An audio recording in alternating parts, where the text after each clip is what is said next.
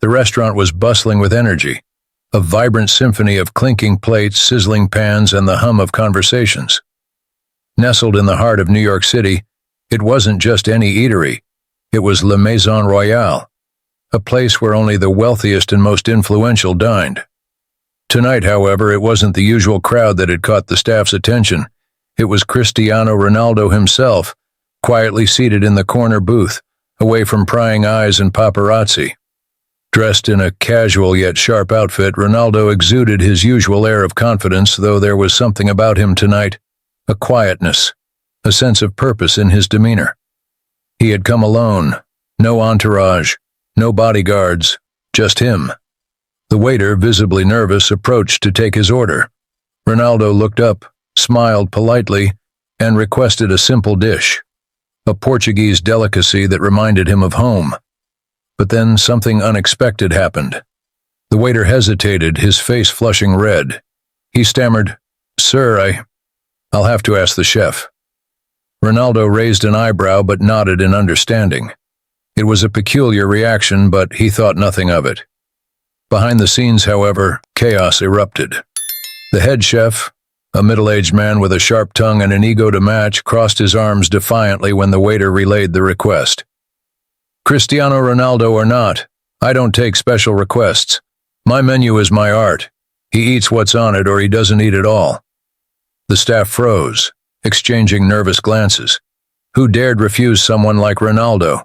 They pleaded, suggested, even begged the chef to reconsider. "He's not just anyone," one of them whispered frantically. But the chef was adamant, his pride outweighing reason. The waiter returned to Ronaldo's table, visibly uncomfortable, and delivered the news with trembling words. I'm sorry, sir, but the chef has declined your request." For a moment there was silence. Ronaldo leaned back in his chair, his expression unreadable. The room felt like it had shrunk, with all eyes on him, waiting for his reaction. Would he walk out? Cause a scene? Demand an apology? Instead, Ronaldo did something no one expected. He stood up slowly, adjusting his jacket, and walked past the stunned waiter straight into the kitchen. The noise in the restaurant died instantly as every guest craned their necks to see what was happening. The kitchen staff scattered like leaves in the wind when Ronaldo entered. He stopped in front of the chef, who was standing by the stove, arms still defiantly crossed. "Is it true?" Ronaldo asked, his voice calm yet piercing. "You won't cook for me?" The chef met his gaze, his voice firm. "That's right. I don't care who you are. My kitchen, my rules."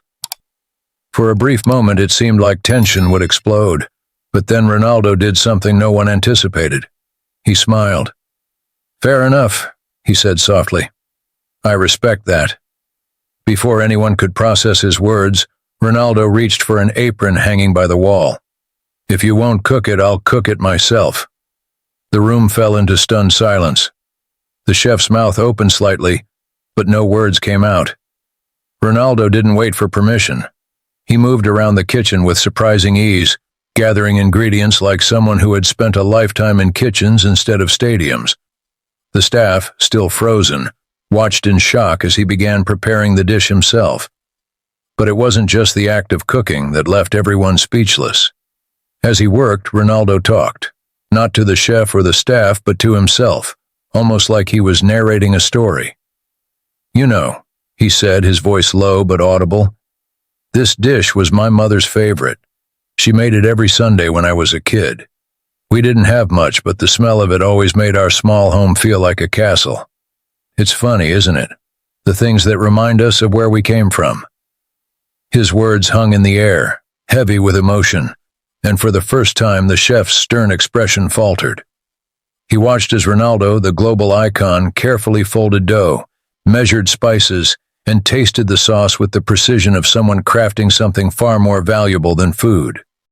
The guests outside were whispering, their curiosity turning into awe as word of what was happening spread. Some pulled out their phones, recording glimpses through the kitchen window, but Ronaldo paid no attention to any of it. His focus was on the dish, his movements deliberate, as if he were pouring not just skill but his very soul into the meal. And then, just as he finished plating, Ronaldo turned to the chef, who was still standing silently. "Care to taste?" Ronaldo asked, extending the plate. The question wasn't a challenge, it was an invitation.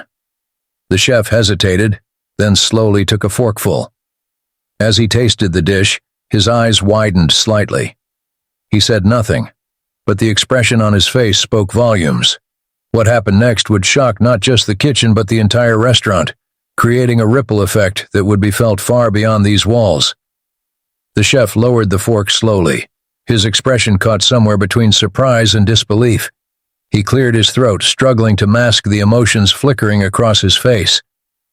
"It's perfect," he admitted reluctantly, his voice softer than anyone had ever heard.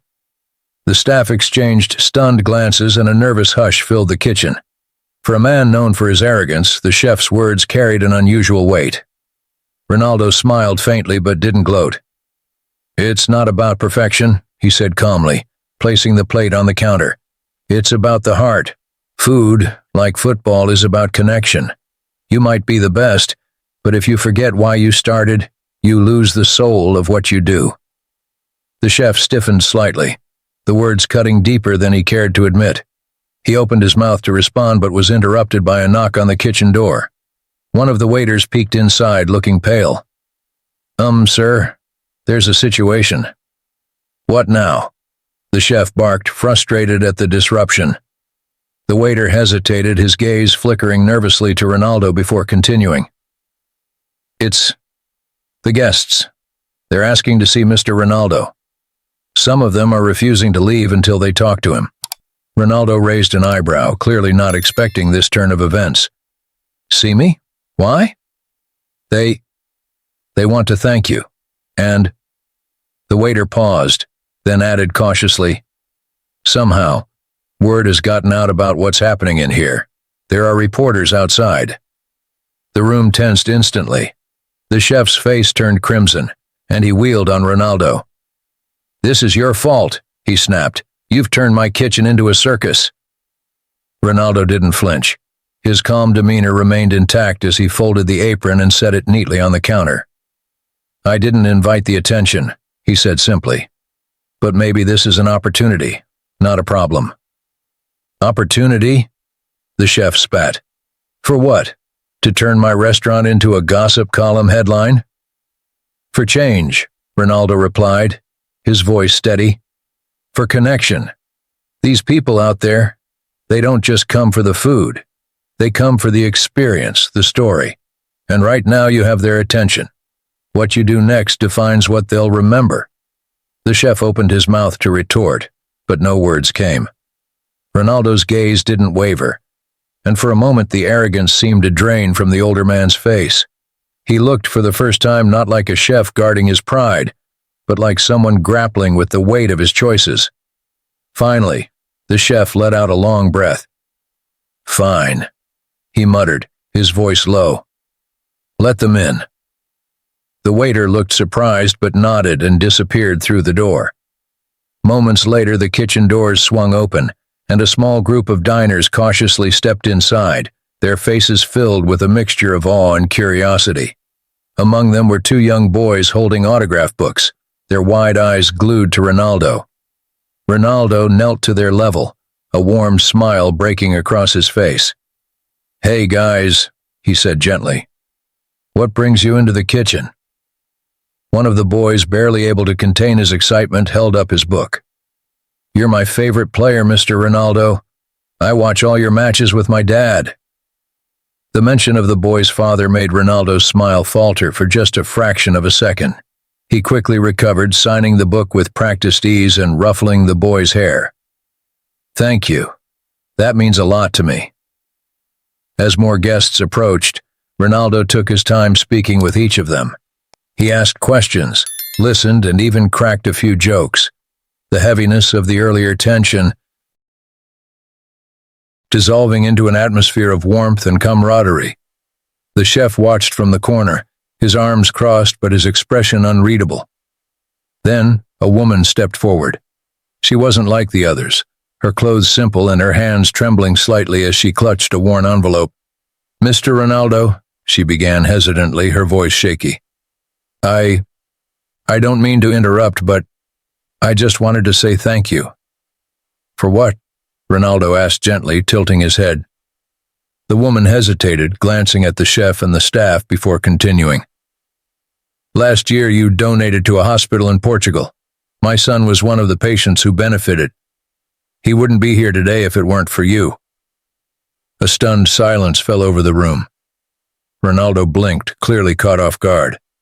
I didn't know, he said softly, his usual composure cracking for a moment. How is he now? He's recovering, the woman said, tears welling in her eyes. But every day I look at him, I think of your kindness. The chef shifted uncomfortably, his earlier frustration evaporating as he watched the exchange. Something about the woman's words seemed to weigh heavily on him. He cleared his throat awkwardly and stepped forward.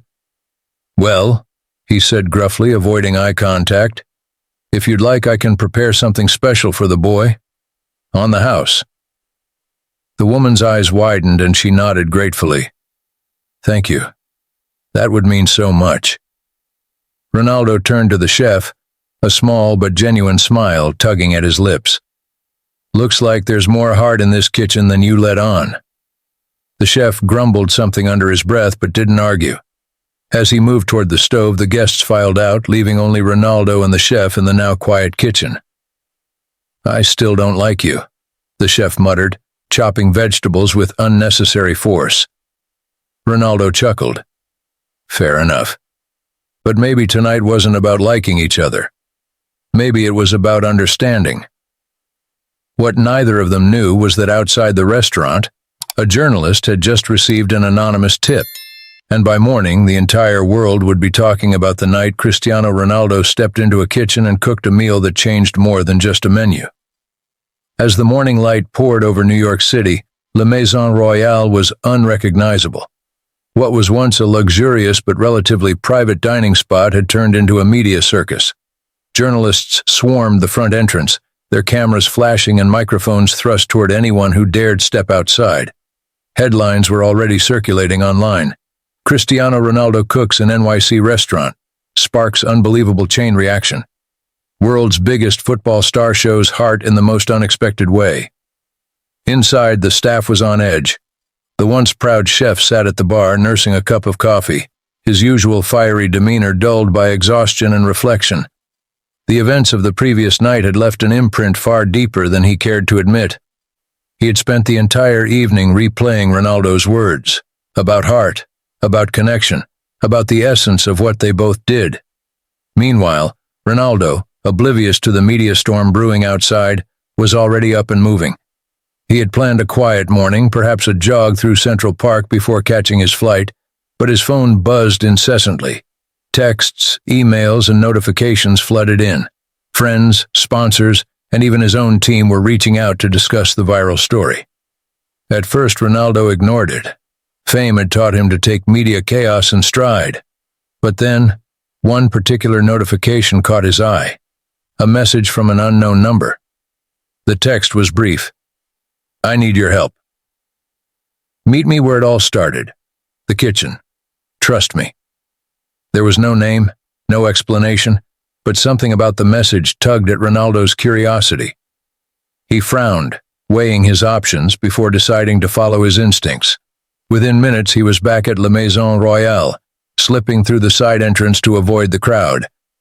Inside, the restaurant was eerily quiet, save for the hum of the refrigerator and the soft clatter of dishes being stacked. To his surprise, the chef was there, apron tied and knives sharpened as though preparing for another night's service. He glanced up when Ronaldo entered, his expression unreadable. You got my message, the chef said simply, wiping his hands on a towel. That was you? Ronaldo asked, folding his arms. What's going on? The chef hesitated, his usual confidence replaced by something more vulnerable. I owe you an apology, he began, his voice low. Not just for last night, but for everything. I lost sight of why I started cooking in the first place. Somewhere along the way it became about ego, not about the people I serve. Ronaldo raised an eyebrow. staying silent as the chef continued. What you did last night, it reminded me of something I'd forgotten. That food, like football, isn't just about skill. It's about bringing people together.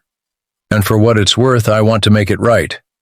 Not for you, not for the media, but for the people out there who need more than just a meal. Ronaldo's expression softened slightly, but he remained cautious. What are you saying? The chef took a deep breath, reaching into his pocket and pulling out a crumpled flyer. He handed it to Ronaldo, who unfolded it to reveal an advertisement for a local soup kitchen struggling to stay afloat. They've been on the brink of shutting down for months, the chef explained. I used to volunteer there when I first moved to New York, back when I was just a kid with a dream and no money in my pocket. I've been too proud to go back, but I think it's time to change that. Ronaldo stared at the flyer, the gears in his mind turning. He looked back at the chef, his lips curling into a small smile. You want me to help? You've already done more than enough, the chef admitted. But if you're willing, we could make something real happen here. Not just for the cameras, but for the people who actually need it. Ronaldo thought for a moment, then nodded. All right, he said. Let's do it. What happened next unfolded like a movie. Ronaldo and the chef spent the next hour brainstorming ideas, calling in favors, and organizing what would become one of the most unexpected collaborations in the city's history. By noon, the soup kitchen was buzzing with activity. Tables were set, ingredients were prepped, and volunteers poured in, many of them inspired by the viral story. Outside, the media frenzy continued, but now the narrative was shifting. Reporters began piecing together the connection between Ronaldo's late-night cooking session and the sudden activity at the soup kitchen. Rumors swirled, and by the time the first meal was served, a crowd had gathered outside, eager to catch a glimpse of what was happening. Inside, Ronaldo and the chef worked side by side, serving dishes to families, homeless individuals, and anyone else in need of a warm meal. The air was filled with laughter and gratitude, the kind of energy that couldn't be faked or staged. But it wasn't just the act of serving that made the moment special. Ronaldo took the time to sit with the people, listening to their stories, sharing his own, and reminding them that no matter how far they'd fallen, there was always a way back up. At one point, a little girl tugged on his sleeve, her eyes wide with admiration. "Are you really Ronaldo?" she asked shyly. Ronaldo knelt to her level, smiling. "Yes, I am. What's your name?" "Lila," she said, clutching a tattered stuffed bear. "My mom says you're a hero. Is that true?" Ronaldo hesitated, glancing at the chef who was listening quietly from across the room. Then he turned back to Lila. "No," he said softly. "I'm not a hero, but sometimes all it takes to make a difference is showing up. And today, that's what we're doing." The chef watched the exchange, his heart heavier than it had been in years. He knew now that this wasn't just about redeeming himself. It was about something much bigger, a chance to give back, to heal, and to reconnect with the passion he'd lost. Little did they know this was just the beginning of a movement that would ripple far beyond the walls of the soup kitchen, touching lives in ways they couldn't yet imagine. As the afternoon unfolded, the atmosphere at the soup kitchen became something no one had anticipated, a space of warmth, connection, and unity.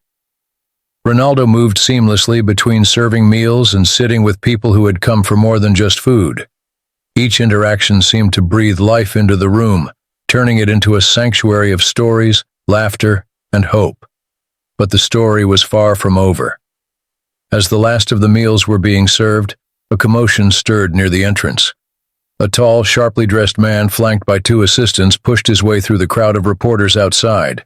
His presence immediately drew attention, not just because of his imposing demeanor, but because of the unmistakable logo on his lapel, a symbol of one of the wealthiest hospitality chains in the world. The man stopped at the doorway, scanning the room with a critical eye. His gaze landed on Ronaldo, who was handing a plate to an elderly woman. "Mr. Ronaldo," the man called out, his voice loud enough to cut through the hum of the room. Ronaldo turned, his brow furrowing slightly as he approached the man. "Can I help you?" he asked, his tone polite but wary. The man smiled, though it didn't reach his eyes. "I'm James Covington, CEO of Covington Hospitality Group. I came here to personally extend an offer." The room quieted, all eyes turning to the exchange. Even the chef froze mid-motion, his knife hovering over a cutting board. "An offer," Ronaldo repeated, folding his arms. "For what?" James stepped closer, lowering his voice but keeping the air of authority. "I saw what happened last night, and I must say it was, impressive. A PR dream, really. We'd like to partner with you to create a global campaign, a charity initiative under our brand. Of course, you'd be well compensated for your involvement." Ronaldo's expression hardened, his jaw tightening as he studied the man. "Compensated?" he echoed, his tone sharp. "This isn't about money. It's about people." James chuckled, unfazed by Ronaldo's response. Of course. But imagine the reach we could achieve together. You're already a global icon. With our resources, we could turn this into something unprecedented." The chef, who had been silently watching, suddenly stepped forward, his face flushed with anger. "You're missing the point," he snapped. "This isn't some corporate stunt. These people," he gestured to the families and individuals still seated, "aren't props for your campaign." James turned to the chef, raising an eyebrow. "And you are." "Someone who's finally learning what it means to put people first," the chef shot back, his voice firm. "You can take your campaign and—" "Enough," Ronaldo interjected, raising a hand to calm the tension. He fixed James with a steely gaze. "This isn't about partnerships or campaigns. If you want to help, donate, quietly. No logos, no press releases, just support the people who need it." James hesitated, clearly taken aback by Ronaldo's directness. "You're turning down a global opportunity?" he asked incredulously. "I'm turning down exploitation," Ronaldo replied without hesitation. "Now, if you'll excuse me, we have work to do." James stood there, stunned, as Ronaldo walked back into the kitchen. The chef followed, muttering under his breath about corporate greed. The room erupted into quiet murmurs, the tension gradually dissipating as people returned to their meals. But the moment wasn't lost on anyone, least of all the people who had come to the soup kitchen seeking more than just a meal. Word spread quickly, and by the time the evening news aired, the story wasn't just about Ronaldo cooking or serving food. It was about a man who had stood firm against turning compassion into a commodity. As the sun set, the crowd outside grew even larger, but inside the kitchen the energy was calm and focused. The last few dishes were being washed, the volunteers were sharing quiet laughs, and the families who had come to eat were leaving with full stomachs and lighter hearts. The chef approached Ronaldo, who was wiping down a counter, and cleared his throat. "I have to admit," he began, his voice unusually humble, "I didn't think much of you when you walked into my kitchen last night. I thought you were just another spoiled celebrity looking for attention." Ronaldo glanced at him, a faint smile tugging at the corner of his mouth. "And now?" The chef hesitated, then extended a hand. "Now I see I was wrong. You reminded me of something I'd forgotten, that food, like life, is meant to be shared." "Thank you." Ronaldo shook his hand firmly. But before he could respond, a young boy ran up to them, holding a folded piece of paper. "Mr. Ronaldo, someone outside said to give this to you." Ronaldo knelt to take the note, unfolding it carefully. The handwriting was shaky but legible. "You've inspired more people than you know. But be careful. Not everyone watching you has good intentions." Ronaldo's smile faded as he read the words. He glanced toward the door, where the crowd outside had grown restless, the flashes of cameras lighting up the night. The chef noticed the change in his expression. "What is it?" he asked. Ronaldo folded the note and slipped it into his pocket. "Nothing," he said, though his tone suggested otherwise. "Just something to think about." As he stepped out of the kitchen and into the cool night air, Ronaldo couldn't shake the feeling that this was only the beginning. Somewhere in the crowd, someone was watching, and whatever came next would test him in ways he couldn't yet imagine. The street outside La Maison Royale had turned into a chaotic spectacle. Reporters shouted over one another, cameras flashed incessantly, and a growing crowd of onlookers buzzed with curiosity. Ronaldo stood at the doorway, his gaze scanning the sea of faces. Something felt off. The note in his pocket weighed heavier than it should, its cryptic warning echoing in his mind. Before stepping into the fray, he turned back toward the chef who had followed him to the door. "Make sure everything here runs smoothly," Ronaldo said, his tone firm but calm. "We've started something important. Don't let it stop." The chef nodded, the fire of determination now burning in his eyes. "I won't. You have my word." Ronaldo took a deep breath and stepped outside. The noise hit him like a wave, but he kept his composure, walking confidently through the throng of reporters. Microphones were shoved toward him, questions fired rapidly. "Ronaldo, was this a publicity stunt? Why did you confront the chef? Are you planning to start a charity? Who wrote the note? Are you in danger?" That last question made him pause for a fraction of a second, but he didn't let it show. Without breaking stride, he raised a hand to signal silence. The crowd quieted slightly, their anticipation palpable. "This isn't about me," Ronaldo said, his voice steady but carrying an edge of authority. "It's about the people who needed a meal tonight. It's about remembering that no matter how far we've come, we all have a responsibility to help those who are struggling. That's the story, not me, not the restaurant, and certainly not the headlines." The reporters pressed on, but Ronaldo didn't stop. He slipped into the waiting car, the door shutting firmly behind him. The driver, a quiet man with sharp eyes, glanced at him through the rearview mirror. "Where to, sir?" Ronaldo hesitated for a moment. He had planned to return to his hotel, but the note's warning gnawed at him. "Central Park," he said finally. "The south entrance." The driver nodded and the car pulled away from the chaos. As the city lights blurred past the window, Ronaldo leaned back, pulling the note from his pocket. He read it again, studying the shaky handwriting. Something about it felt personal, deliberate, as if the sender knew more than they were letting on. When they arrived at the park, the air was crisp, and the usual bustle of the city seemed distant. Ronaldo stepped out of the car, his footsteps echoing softly on the cobblestone path. He walked toward the fountain at the center, a place he often came to when he needed clarity. But tonight he wasn't alone. A figure emerged from the shadows, cloaked in the dim light of a street lamp. It was a man, his face partially obscured by a scarf, his posture tense but not threatening. Ronaldo stopped a few feet away, his instincts alert. "Was it you?" Ronaldo asked, his voice low but steady. "Did you send the note?" The man nodded slowly, his movements deliberate. "Yes," he said, his voice raspy. "But I'm not here to harm you." "Then why the warning?" Ronaldo demanded, his eyes narrowing. "What's this all about?" The man sighed, pulling the scarf away to reveal a weathered face marked by years of hardship. "Because you've drawn the wrong kind of attention," he said.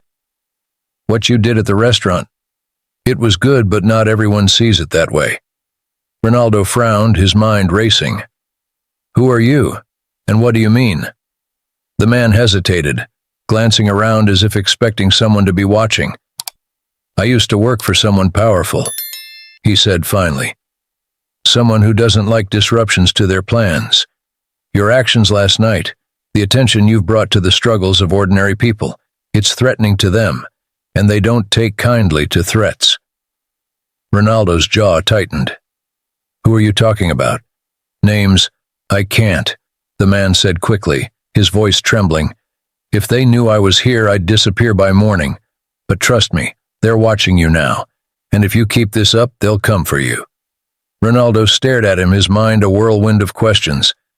He had faced challenges before, rival teams, relentless media, personal losses, but this felt different. It wasn't just about him anymore. It was about something bigger, something darker. "What do they want?" Ronaldo asked, his voice quieter now. "To maintain control," the man replied. "Power thrives in silence. What you've done has made too much noise." For a long moment, neither of them spoke. The distant hum of the city filled the silence, a stark contrast to the tension in the air. Finally, Ronaldo took a step closer. "Why are you telling me this? If it's so dangerous, why warn me?" The man's gaze softened, and for the first time there was a flicker of something almost like admiration in his eyes. "Because I've seen people like you before, people who have the power to change things, and I've also seen what happens when they don't know what they're up against." He reached into his coat and pulled out a small envelope, handing it to Ronaldo. "This is all I can give you," he said. "Use it wisely, and be careful who you trust." Before Ronaldo could respond, the man turned and disappeared into the shadows, leaving him standing alone by the fountain. He opened the envelope cautiously, his pulse quickening as he saw what was inside. A photograph, blurred but unmistakable, a gathering of powerful figures, their faces partially obscured, their identities shrouded in secrecy, and beneath it a single line of text. "They are always watching." Ronaldo's grip tightened on the photo as he looked around the empty park, the weight of the man's words sinking in. This wasn't just about a restaurant, a soup kitchen, or even a movement. He had stumbled into something far bigger, and the next steps he took could change everything, for better or worse. As he walked back to the car, one thing became clear. The game had changed, and this time the stakes were higher than he had ever imagined. The envelope in Ronaldo's hands felt heavier with every step he took toward the car. He replayed the cryptic conversation in his mind, each word the mysterious man had spoken echoing louder than the last. The photograph's blurred faces haunted him, their presence a silent warning of unseen forces at work. By the time he reached the car, his usually steady heartbeat had quickened. Sliding into the back seat, Ronaldo handed the envelope to his driver. "Drive," he said tersely, his usual calm replaced by a tinge of urgency. "Where to, sir?" the driver asked, glancing at Ronaldo through the rearview mirror. "Just drive," Ronaldo replied, leaning back into the seat. He needed time to think, to process what had just unfolded. The city light streaked past the window, but his mind was miles away, trying to piece together the puzzle he'd been thrust into. After a few minutes of silence, he pulled out his phone. Scrolling through his contacts, his finger hovered over a name. Victor. Victor was an old friend, a tech genius who had worked in cybersecurity before leaving it all behind for a quieter life. If anyone could shed light on the photograph and the cryptic warning, it was him. Ronaldo hit the call button, and after a few rings, a groggy voice answered. "Cristiano? It's 2 a.m. What's going on?" "Victor," Ronaldo began, his voice steady but laced with urgency. "I need your help. It's serious." Victor's tone shifted immediately. "What kind of serious?" Ronaldo hesitated for a moment before explaining the events of the past 24 hours, the incident at the restaurant, the anonymous note, the encounter in the park, and finally, the photograph. He tried to keep his voice even, but the gravity of the situation bled through. When he finished, there was a long pause on the other end of the line. Finally, Victor spoke. "You're not messing around, are you?" "Do I sound like I'm messing around?" Ronaldo shot back. "No," Victor admitted. "All right, send me a picture of the photograph. I'll see what I can find out. But be careful, Cristiano. If this is what it sounds like, you're dealing with people who don't play by the rules." Ronaldo ended the call and took a quick photo of the image, sending it to Victor along with a brief message. "Find out whatever you can. Fast." He stared at his phone for a moment longer as if willing it to provide answers, before slipping it back into his pocket. The car came to a halt and the driver turned to him. "We're at the hotel, sir." Ronaldo nodded, stepping out into the dimly lit street. The hotel lobby was eerily quiet, the usual bustle of guests replaced by an almost unnatural stillness. As he made his way to his suite, his instincts told him to stay alert. Something didn't feel right. When he entered his room, the first thing he noticed was the slight shift in the air. It wasn't obvious, just a faint disturbance like someone had been there and tried to cover their tracks. His eyes scanned the space, his pulse quickening as he noticed a folded piece of paper on the desk. He approached it cautiously, unfolding the note with deliberate care. The handwriting was the same as the earlier note, shaky but purposeful. This time, the message was even more unsettling. "They know you've seen the photo. Be ready. They will come soon." A chill ran down Ronaldo's spine. He glanced around the room, his senses heightened. Was someone watching him even now? Was this a trap? His first instinct was to call security, but he stopped himself. Whoever they were, they clearly operated beyond conventional means. Bringing in hotel staff might only complicate things. His phone buzzed, breaking the silence. It was Victor. "I ran the photo through some software," Victor said, skipping pleasantries. "The faces are deliberately blurred, but I managed to identify one of them." "Who is it?" Ronaldo asked, his voice low. "There's a man in the photo, Elias Grayson. He's the CEO of an international conglomerate, but that's just the surface. He's been linked to everything from illegal arms deals to manipulating elections. If he's part of this group, you're in dangerous territory." Ronaldo's grip tightened on the phone. "And the others?" "Too distorted to identify for now," Victor admitted. "But listen to me, Cristiano. These people, if they see you as a threat, they won't hesitate to act. You need to lay low and—" Before Victor could finish, the line went dead. Ronaldo pulled the phone away from his ear, staring at the screen. No signal. That shouldn't have been possible in a hotel like this. A faint noise caught his attention, a soft click like a door being unlocked. His body tensed as he turned toward the source. The suite's main door was ajar, the security latch dangling uselessly. He backed away slowly, his mind racing. The warning on the note wasn't a future prediction. It was happening now. The lights flickered, and for a brief moment, the room was plunged into darkness. When they came back on, Ronaldo found himself face to face with two men in dark suits, their expressions cold and unreadable. "Mr. Ronaldo," one of them said, his voice calm but menacing. "We need to have a conversation." Ronaldo's eyes narrowed, his mind calculating his options. There was no way out, no one to call for help. But he wasn't the type to back down, not on the pitch and certainly not here. "Then start talking," Ronaldo said, his voice steady despite the tension. "But if you think I'm scared of you, you've underestimated the wrong man." The men exchanged a glance before stepping forward, their intentions unclear, but their presence heavy with threat. Ronaldo braced himself, knowing that whatever was about to happen could change everything. The air in the room felt suffocating, thick with unspoken threats as the two men stepped closer to Ronaldo. Their expressions were eerily calm, but their eyes carried a warning. This wasn't a casual visit. Ronaldo, however, held his ground, his posture unyielding, his sharp gaze fixed on them. The taller of the two men finally spoke, his voice smooth but laced with authority. "Mr. Ronaldo, we're not here to harm you. That would be counterproductive. We're here to ensure that you understand the consequences of your recent actions." Ronaldo's jaw tightened. "And what actions are those? Feeding people who are hungry? Helping those in need?" The second man, shorter but no less intimidating, gave a faint smile that didn't reach his eyes.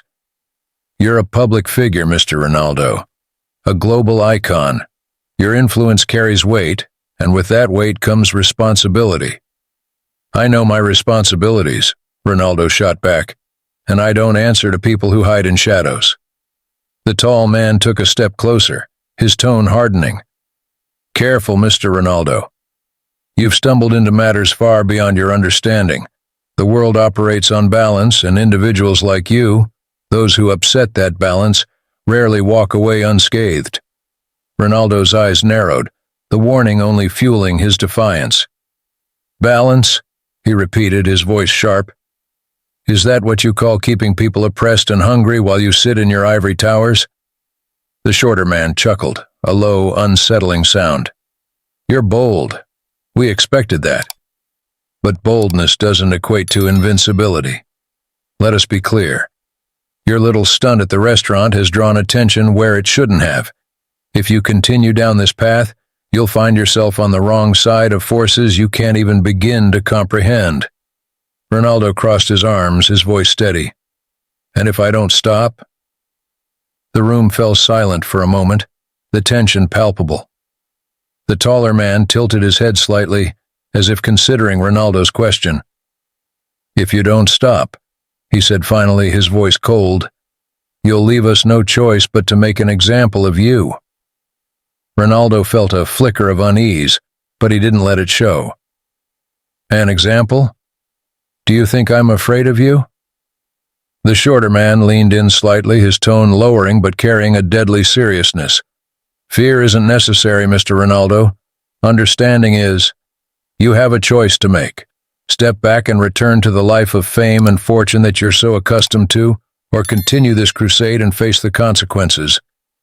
The taller man added, think carefully, Mr. Ronaldo. The people you're trying to help won't even know your name when you're gone. Ronaldo's fists clenched at his sides. You think threats will scare me into silence? You don't know me at all. The two men exchanged a look, their calmness unshaken. The shorter one spoke again, his voice now carrying an edge of finality. We've delivered our message. What happens next is entirely up to you. Without another word, they turned and walked toward the door. As they opened it, the tall man glanced back. You've been warned, Mr. Ronaldo. Consider this your first and only courtesy. The door clicked shut behind them, leaving Ronaldo alone in the heavy silence of the suite. His heart was racing, his mind a storm of thoughts. He knew he had just been in the presence of something far bigger and more dangerous than he had imagined. But instead of fear, a deep resolve began to form in his chest. He pulled the photograph from his pocket, staring at the blurred faces. These were the people behind the threats, the ones who thrived in the shadows. He didn't know who they all were, but he knew one thing for certain. He wasn't going to back down. Ronaldo grabbed his phone and dialed Victor again. The line was still dead. Cursing under his breath, he quickly typed a message. They've made contact. We need to talk. Urgent. He sent the text and then paced the room, his mind racing. If they were willing to confront him directly, it meant they saw him as a threat. A good sign in some ways, but a dangerous one in others. He couldn't fight this battle alone. But who could he trust? His phone buzzed and he snatched it up, hoping it was Victor. Instead, it was an unknown number. He hesitated for a moment before answering. Cristiano, a familiar voice said on the other end. It was the man from the park. How did you get this number? Ronaldo demanded. There are more important questions right now, the man replied calmly. You've made your choice, haven't you? Ronaldo didn't respond immediately. The silence was answer enough. Good, the man continued. Then you'll need allies. Meet me at the old warehouse on Pier 42. Midnight. Come alone. The line went dead before Ronaldo could ask anything more. He stared at the phone, his instincts warning him that he was walking into a trap. But what choice did he have? If he wanted answers, if he wanted to protect the people this fight was really about, he had to take risks. As the clock ticked closer to midnight, Ronaldo prepared himself. This wasn't just about him anymore. It never had been. The forces against him were powerful, but he wasn't going to let them intimidate him into silence. He grabbed his jacket, slipped the photograph into his pocket, and headed out into the night, ready to face whatever waited for him at the pier. What he didn't know was that this meeting would change everything, and the battle he was walking into was far bigger than he could have ever imagined. The wind howled through the empty streets as Ronaldo made his way to Pier 42, his footsteps echoing softly against the silence of the night. The city felt different under the cover of darkness, colder, more distant, as though it were holding its breath. He tightened his jacket against the chill, his mind racing with questions. Who was the man from the park? Why was he helping? And most importantly, what was he about to walk into? The pier was deserted save for the faint creak of metal and the distant sound of waves lapping against the docks. Ronaldo spotted the warehouse, a looming structure shrouded in shadows, its windows broken and its walls rusted with age. A single light flickered above the entrance, casting an eerie glow. He paused at the threshold, his instincts screaming at him to turn back. But he had come too far to stop now. Taking a deep breath, he pushed the door open and stepped inside. The space was vast and dimly lit, with beams of moonlight cutting through the broken windows. Stacks of crates and abandoned machinery loomed like silent sentinels. In the center of the room, the man from the park stood waiting, his hands tucked into the pockets of a long coat. "You came," the man said, his voice carrying a note of approval. Ronaldo stopped a few feet away, his posture tense. "You said I needed allies. Start talking." The man nodded, his expression unreadable. "What I'm about to tell you will put you in even greater danger. But if you're serious about this fight, you need to understand what you're up against." "I'm listening," Ronaldo said, his eyes never leaving the man's face. The man gestured toward a nearby crate, motioning for Ronaldo to sit. Ronaldo hesitated but remained standing. The man shrugged and began speaking. "The people you've angered, the ones behind the threats, they're part of an organization that operates in the shadows. They control governments, economies, media, everything. Their influence is vast, and their power is absolute. They call themselves the Syndicate." Ronaldo's brow furrowed. "And why does the Syndicate care about me feeding a few hungry people?" The man's lips curled into a faint, humorless smile. "Because your actions threaten their illusion. They thrive on apathy, on the belief that the system is too broken to change. When someone like you, someone with global influence, challenges that narrative, it creates ripples. Ripples they can't afford." Ronaldo's jaw tightened, his mind replaying the events of the past few days. "So what's their plan? Silence me? Scare me into submission?" "They'll try," the man admitted. "But they're also testing you. If you're weak, if you fold under pressure, they'll let the media destroy you, but if you're strong, they'll escalate." Ronaldo crossed his arms. "Why are you telling me this? What's your angle?" The man hesitated, his gaze dropping for a moment before meeting Ronaldo's eyes. "Because I used to be one of them." Ronaldo stiffened, his fists clenching. "You worked for them?" "Yes," the man admitted. "I was their strategist. My job was to find people like you, disruptors, and neutralize them before they became threats. But then I saw what they were really doing. The manipulation, the destruction. I couldn't be part of it anymore, so I left, and I've been running ever since." Ronaldo studied him, searching for any sign of deceit. "If you left, why haven't they come after you?" "They have," the man said quietly, pulling back his coat to reveal a jagged scar running across his side. "But I know how they operate. I've stayed one step ahead, and now I'm trying to help others do the same."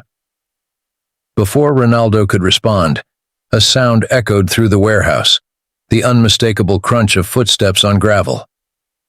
The man's eyes widened, and he quickly motioned for Ronaldo to get down. "Hide," he hissed. "They're here." Ronaldo ducked behind a stack of crates, his heart pounding. The footsteps grew louder, accompanied by the low murmur of voices. He peeked through a gap in the crates and saw 3 figures entering the warehouse, their movements deliberate and precise. They were dressed in black, their faces obscured by masks. One of them spoke, their voice distorted by a modulator. "You've been busy, haven't you, Marcus?" The man from the park, Marcus, stepped forward, his posture defiant. "I don't know what you're talking about." The masked figure chuckled darkly. "Don't play dumb. You've been meddling, and now you've dragged someone very important into this mess." Marcus's jaw tightened. "He's not part of this." "Oh, but he is," the figure replied. "And now, thanks to your interference, we'll have to deal with him too." Ronaldo felt a surge of anger. He wasn't going to sit idly by while they talked about dealing with him. Before he could think better of it, he stepped out from behind the crates, his voice cutting through the tension. "If you want to deal with me, I'm right here." The masked figures turned toward him, their movements eerily synchronized.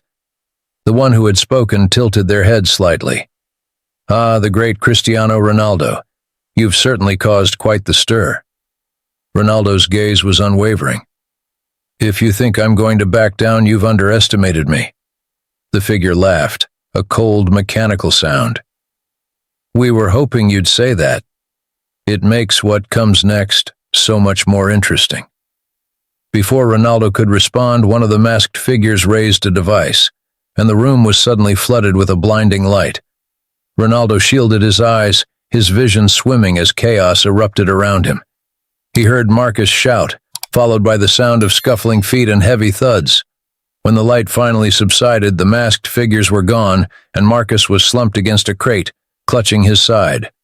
Ronaldo rushed to his side, helping him sit up. "They're not going to stop," Marcus gasped, his voice strained. "They're going to come after you with everything they have."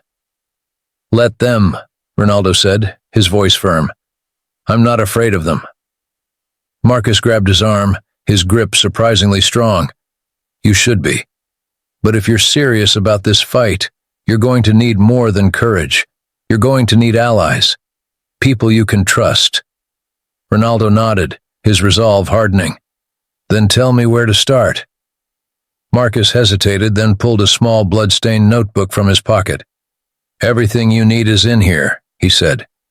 "But be careful. Once you open this door, there's no going back."